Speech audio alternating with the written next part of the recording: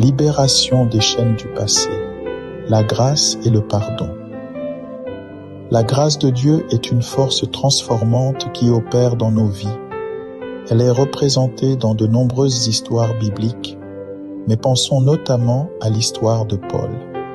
Avant sa conversion, Paul persécutait les chrétiens, mais la grâce de Dieu l'a rencontré sur le chemin de Damas.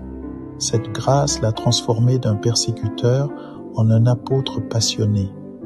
La grâce n'est pas méritée, elle est un don gratuit de Dieu. Le pardon est une expression de l'amour infini de Dieu.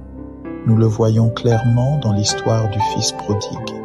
Malgré toutes les erreurs du Fils, le Père l'attendait avec amour, prêt à le pardonner dès son retour. De même, Dieu nous offre un pardon complet à travers le sacrifice de Jésus.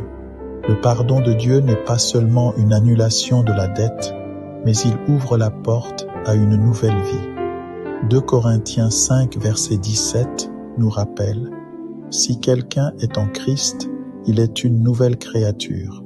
Les choses anciennes sont passées.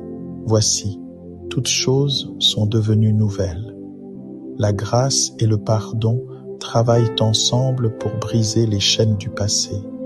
Nous sommes libérés de la culpabilité, de la honte et du poids des erreurs passées. La femme adultère, rencontrée par Jésus dans Jean 8, verset 11, en est un exemple. Il lui a dit « Je ne te condamne pas, va et ne pêche plus. » Le pardon de Jésus a libéré cette femme des chaînes de son passé. Conseil pratique. 1.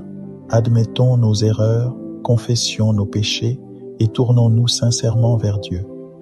2. Acceptons la grâce de Dieu comme un don gratuit.